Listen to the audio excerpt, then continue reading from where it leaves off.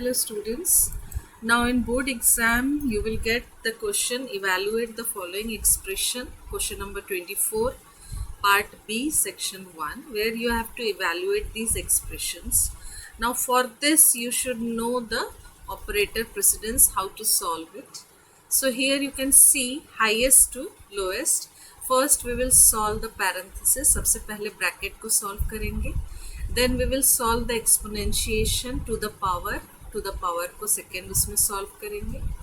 Third unary operators, binary unary operators, all the negative positive arguments. So this we will solve. Then fourth one is multiplication, division, floor division, modulus from left to right. All these exponentiation is from right to left. The rest operators are from left to right. So I will show you how it is solved. To the power जो होता है, exponentiation जो होता है वो हमेशा right to left solve होता है और बाकी सारे ऑपरेटर्स हम लेफ्ट टू राइट सॉल्व करेंगे. तो इसमें इसके बाद एडिशन एंड सब्ट्रैक्शन सॉल्व होगा, फिर less than, greater than equals to, less than equals to ये सॉल्व होगा 6th नंबर. 7th नंबर पहले नॉट सॉल्व होगा, फिर एंड और लास्ट में और सॉल्व. तो ये जो प्रेसिडेंस है इसको आपको याद रखना है. कैसे सॉल्व हो रहा है एक एक करके हम देखेंगे यहाँ पे. जैसे ये बोर्ड का जो दिया हुआ है सैम्पल क्वेश्चन पेपर, उसका क्वेश्चन है. तो सबसे पहले जब एक्सप्रेशन हमको दिया रहेगा, ये क्वेश्चन पेपर में आपने अभी देखा ही है कि क्वेश्चन पेपर में ये वाला जो क्वेश्चन दिया हुआ था, बोर्ड का जो क्वेश्चन पेपर दिया हुआ है, ये क्वेश्चन पेपर का क्वेश्चन है हमारे बोर्ड का. तो ये दिया हुआ रहेगा, हमको इसको सॉल्व करना है. तो ये हम सॉल्व कैसे कर रहे हैं, हम स्टेप बाय स्टेप इसको सॉल्व करेंगे. सबसे पहले हमने क्या किया, टू द पावर को सॉल्व किया, एक्सपोनेंशिएशन.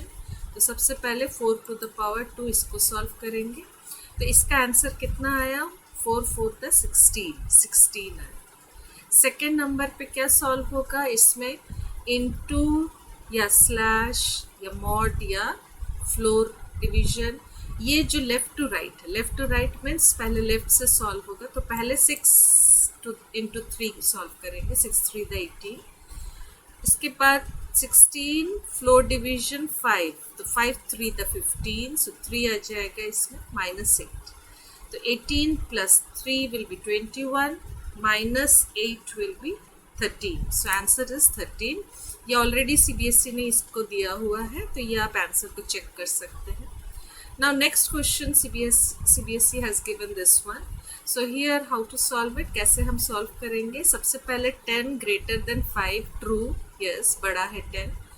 Next 7 greater than, तो सबसे पहले हमने इसमें क्या देखा था, हमने देखा था जो लॉजिकल ऑपरेटर्स हैं वो बाद में सॉल्व होते हैं, रिलेशनल पहले सॉल्व होते. तो पहले हम रिलेशनल को सॉल्व करेंगे. Greater than equals to, not equals to या लेस देन इक्वल्स टू, ये पहले सॉल्व होगा. फिर हमारा लॉजिकल ऑपरेटर जो है नॉट, एंड और सॉल्व होगा. तो इसमें हमने सबसे पहले relational operator greater than solve किया. तो 10 ग्रेटर देन 5 ट्रू है, 7 ग्रेटर देन 12 फॉल्स है और 18 ग्रेटर देन 3 ट्रू.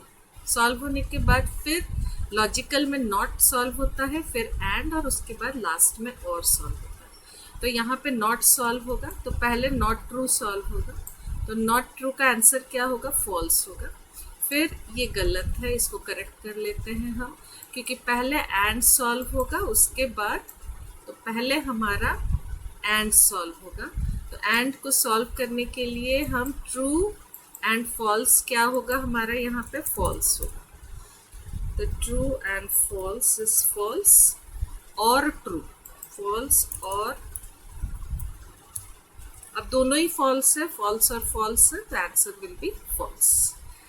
नेक्स्ट, जितने क्वेश्चंस आप इसमें सॉल्व करेंगे उतना आपको ज़्यादा समझ में आ जाएगा. Now next is 2 + 3 - 4/5. अब इसमें सबसे पहले हमारा जो सॉल्व होगा वो होगा 4/5, तो ये हो जाएगा 0 पॉइंट समथिंग. फिर /6, इसको आप यहाँ पे नीचे वाले में देख सकते हैं. 4/5 पहले सॉल्व हो रहा है, 4/5 का 0.8 है. फिर /6, तो 0 का /6 जो है वो भी 0 हो जाएगा, इंटू 7 ये भी 0 हो जाएगा, %8 ये भी 0 हो जाएगा, तो ये पूरा 0 हो जाएगा। सामने 2 + 3 बचा हुआ है, तो इसका आंसर 5 बच जाएगा। इसको आप पार्ट्स में ऐसे तोड़ के आप चेक कर सकते हैं कि कैसे वो फंक्शन हो रहा है। नेक्स्ट क्वेश्चन इज, अब इसमें जब टू द पावर एक्सपोनेंशिएशन रहता है तो उसमें राइट टू लेफ्ट पहले सॉल्व होता है। तो राइट टू लेफ्ट मीन्स पहले 9 टू द पावर 8 सॉल्व होगा, उसके बाद 1 टू द पावर। अब 1 to the power anything will be 1, तो इसका आउटपुट जो है वो 1 हो जाएगा। Next is we will solve from left to right. So यहाँ पे 2 फ्लोर डिवीजन 3, तो इसमें 0 हो जाएगा। फिर 4 टू द 8 %3, मॉड्यूलस मतलब रिमाइंडर, तो 8% क्या होगा, 3 टू द 6, रिमाइंडर इसमें 2 आ रहा है, तो यहाँ पे 2 हो गया, ये 0 हो गया, तो 0 + 2 - 1 आ रहा है, तो इसका आंसर 1 हो गया। Next is 2 to the power, इसमें तो 2 टू द 4 और ये 2 to the power 4 will be 16। इसको आप चेंज करके, अगर सामने 1 है उसके बाद हम कुछ भी चेंज कर ले तो ये 1 ही रह जाएगा, लेकिन अगर सेकेंड उसमें 1 है तो obviously 2 to the power 1 will be 2, तो सामने जो भी नंबर रहेगा, सपोज यहाँ पे मैंने 9 लिखा है तो ये 9 ही रह जाएगा। नेक्स्ट इसमें सबसे पहले कौन सा सॉल्व होगा, 2%3, तो रिमाइंडर इसमें 2 है, 2 - 4 + 5%, इसमें सामने ये 2%3, तो ये 2 हो गया, 2 - 4, बाकी ये पूरा 0 हो गया है हमारा, तो 2 - 4 विल बी इक्वल टू -2, तो ये सही है।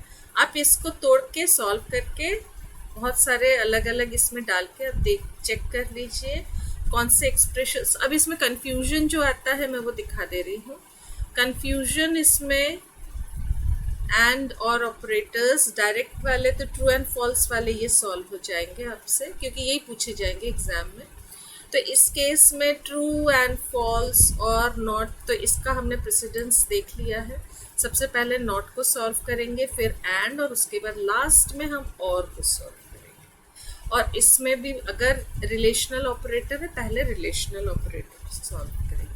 तो यहाँ जो कन्फ्यूजन आ रहा है वो कन्फ्यूजन है कि डायरेक्टली जो सॉल्व हो रहा है, जैसे यहाँ पे पहले एंड सॉल्व होगा तो ट्रू एंड फॉल्स होता है, फॉल्स और ट्रू, और में कोई भी एक ट्रू होने से आउटपुट ट्रू हो जाता है, तो इसका ट्रू हो गया आंसर।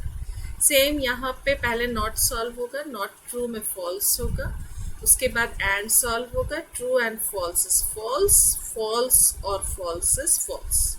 तो ये सारे सॉल्व हो जाएंगे। जो न्यूमेरिक वैल्यूज से एंड और है उसमें कंफ्यूजन होता है, लेकिन वो एग्जाम में नहीं आता है। जैसे इसमें और ऑपरेटर में जो पहला वाला रहता है, अगर दोनों नंबर है मीन्स वैल्यू मतलब ट्रू है, तो इसमें पहला वाला, तो इसको अभी हम नहीं सॉल्व कर रहे हैं क्योंकि ये नहीं पूछा जाता है।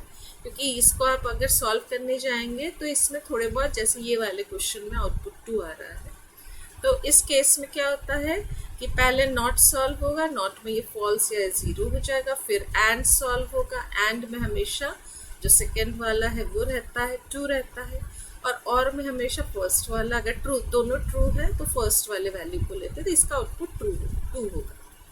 तो इसमें थोड़ा सा कंफ्यूजन रहता है, इसीलिए ये एग्जाम में आता भी नहीं है। जो एग्जाम में आता है इसी टाइप के क्वेश्चंस, और ट्रू और फॉल्स वाले जो है वो इस टाइप के क्वेश्चंस आते हैं। तो ये दोनों को सॉल्व कर लीजिए आप अच्छे से, और इसको आपको याद रखना है, पैरेंथेसिस फिर एक्सपोनेंशिएशन। एक्सपोनेंशिएशन हमेशा राइट से लेफ्ट सॉल्व होगा अगर बहुत सारे एक्सपोनेंशिएशन दिए हुए हैं तो, और बाकी सारे लेफ्ट टू राइट सॉल्व होंगे। तो इसको सॉल्व करने का जो बेस्ट मेथड है वो है कि आप खुद ट्राई कीजिए, खुद एक्सप्रेशंस डालते जाइए।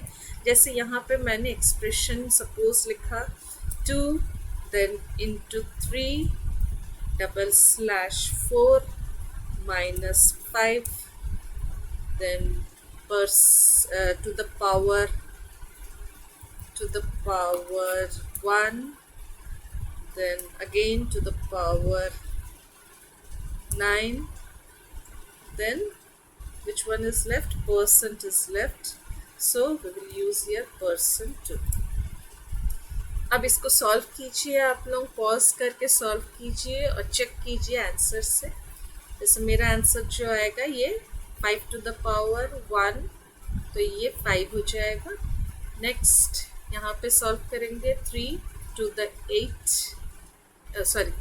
6, then 6 double slash floor division 4, that is 4 1 the 4, 1 हो रहा है, 1 minus 5 है, और यहाँ पे परसेंट 5% 2 कितना होगा? 2 to the 4 1 है, इसमें 1 आ रहा है, तो 1 minus 1 0 हो जा रहा है।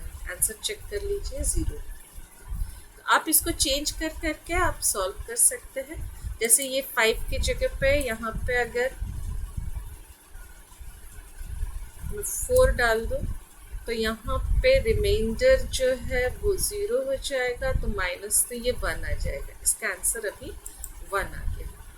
तो इसको आप ऐसे वैल्यूज चेंज करके खुद सॉल्व करके चेक कर लीजिए कि आपका ठीक आ रहा है कि नहीं, और इस प्रेसिडेंस को आप कॉपी में लिख लीजिए, इसी प्रेसिडेंस के हिसाब से हम सॉल्व करेंगे। So I think you all have understood now, so thank you, have a nice day.